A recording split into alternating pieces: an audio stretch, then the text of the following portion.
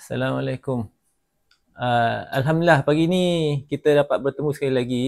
Okey, kita sambung semula perbicaraan kita ataupun perkongsian kita lah berkenaan dengan gaharu.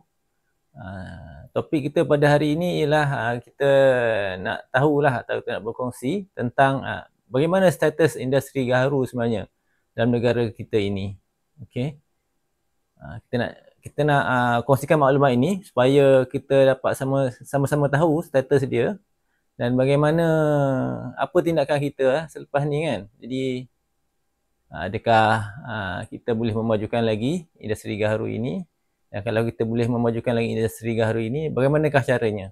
Jadi perkongsian kita pada hari ini adalah untuk kita sama-sama cari jalan lah kan, untuk mempergiatkan lagi dan memperkembangkan, seterusnya memajukan industri gaharu dalam negara kita. Sedikit tentang sejarah gaharu ni. Sebelum ni dulu lagi, mungkin dalam beberapa tahun yang lepas pun kita sudah ada gaharu ni kan. Seperti mana kita bisa dengar gaharu ni, peribahasa yang biasa kita dengar, sudah gaharu cendana pula. Dulu-dulu masa saya kecil-kecil dulu pun saya tak faham apa maksud dia gaharu, apa maksud dia cendana kan. Cuma bila dah terlibat dengan percubaan menanam gaharu tu, baru saya faham lah kan, baru saya kenal apa sebenarnya gaharu ni kan. Jadi sebenarnya gaharu ni adalah sejenis kayu kan, pokok kayu yang mana dia menghasilkan bau yang sangat wangi kan, haruman yang sangat wangi.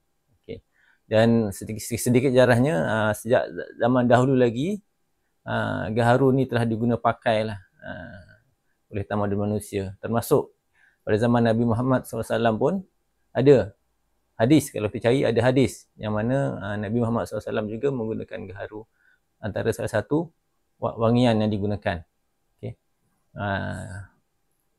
Itu sedikit background atau latar belakang tentang gaharu ni.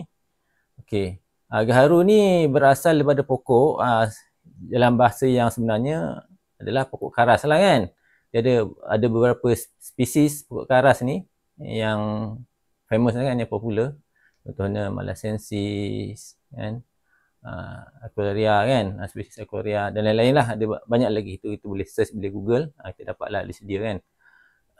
Yang saya nak tekankan di sini pada hari ini adalah bagaimana cara kita dapat menjadikan industri gaharu ini sustainable lah. Maksudnya dia memberi pulangan kepada pengusaha atau orang-orang yang tanam gaharu kan. Ramai sebenarnya, kalau kita buat kajian, ramai sebenarnya yang telah menanam pokok gaharu ni, gaharu ladang lah kan, lebih daripada 10 tahun yang lepas lagi lah sebenarnya kan. Sebab tu ramai yang menanam, dan sekarang ni pun sebenarnya banyak pokok-pokok yang telah matang lah. Maksud matang di sini adalah pokok-pokok ini boleh menghasilkan gaharu, tapi ada proses dia lah, prosesnya yang perlu dilakukan. Di mana secara alaminya gaharu ni jarang terjadi. Dia boleh terjadi tapi dalam kuantiti yang sedikit sajalah kan, kalau secara alami. Tapi kita boleh menghasilkan dalam kuantiti yang lebih baik lagi sekiranya kita lakukan satu proses yang dipanggil proses inokulasi. Proses inokulasi ini maksudnya kita akan rangsang pokok gaharu itu untuk menghasilkan resin gaharu yang berbau wangi itu. Resin gaharu inilah yang akan menghasilkan gaharu dalam batang pokok tu selepas disuntik ataupun diinokulasi dalam tempoh, biasanya memberi masa dalam tempoh lebih pada setahun, 2 tahun lah kan, akan menghasilkan minyak gaharu dari dalam batang pokok tersebut yang telah diinokulasi, biasanya dengan mikroorganisma lah. Dia tindak balas semula jadi pokok gaharu tu atau pokok karas tu yang akan menghasilkan gaharu. Dan hasilnya adalah dua yang kita boleh hasilkan.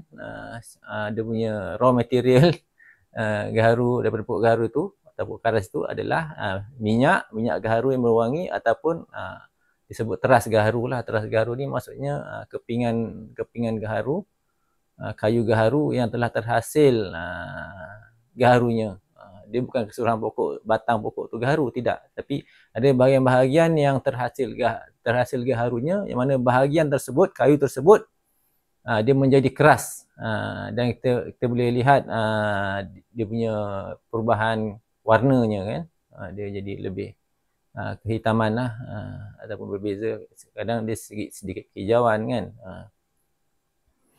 berbanding dengan bahagian yang tidak ada gaharunya tu, biasanya kalau kita biarkan reput, dia akan reput. Kecuali bahagian yang agak ada gaharu tu, dia tidak akan reput. Dan itu antara satu trik lah, satu trik macam kita nak cari gaharu tu. Kalau contoh kita jumpa batang pokok reput, pokok gaharu, yang reput tu adalah bahagian tak ada gaharu. Dia akan tinggal bahagian yang ada gaharunya tu, dia akan tertinggal lah. Dan kita, kalau kita pandai, kita cari, dapatlah